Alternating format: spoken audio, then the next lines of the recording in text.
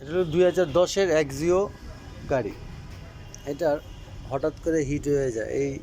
এখানে water pump থাকে, এই ওয়াটার পাম্পটা নষ্ট হয়ে গেছে, তাই আমরা একটা নতুন ওয়াটার পাম্প নিয়ে আসছি।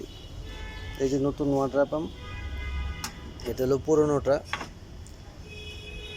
এটা এখান দিয়ে পানি লিক করতেছে।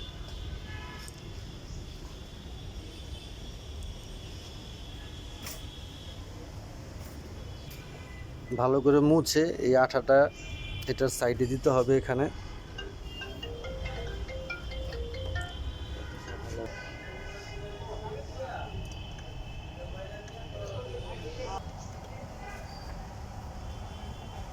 পেন্সিল গাড়লে কিনাইছিলাম,